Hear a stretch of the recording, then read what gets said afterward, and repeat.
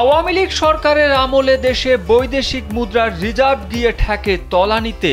Reserve সংকটে সে সময় Russia Ukraine যুদ্ধ ও করোনার উপর দোষ চাপায় সরকার। কিন্তু আওয়ামী লীগ সরকারের পতনের পর অর্থনীতিবিদরা বলছেন রাষ্ট্রীয় পর্যায়ে দুর্নীতি, লুটপাট ও অর্থ পাচার হয়, যা রিজার্ভ সংকটের অন্যতম কারণ ছিল। তবে গেল ৫ আগস্ট গণ অভ্যুত্থানে আওয়ামী সরকারের পতনের পর রিজার্ভ সংকট কাটতে শুরু করে।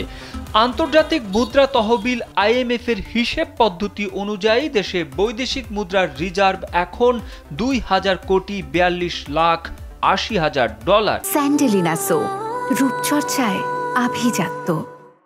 একই সময়ে বৈদেশিক মুদ্রায় গঠিত বিভিন্ন তহবিল সহ মোট রিজার্ভের পরিমাণ ২,৪৯৯,৩৪,৬০,০০০ ডলার।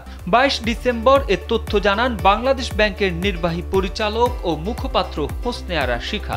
গেল ১১ নভেম্বর এশিয়ান ক্লিয়ারিং ইউনিয়নের মাধ্যমে সেপ্টেম্বর ও অক্টোবর মাসে আমদানি পণ্যের বিল বাবদ ১৫০ কোটি ডলার পরিশোধ করে বাংলাদেশ। ফলে IMF এর হিসেবে বৈদেশিক মুদ্রার রিজার্ভ কমে দাঁড়ায় ১৮.৪৫ মিলিয়ন ডলারে। ১.৫ মাসে বৈদেশিক মুদ্রার এই সঞ্চয় এখন বেড়ে ২০ বিলিয়ন ডলার ছাড়িয়েছে।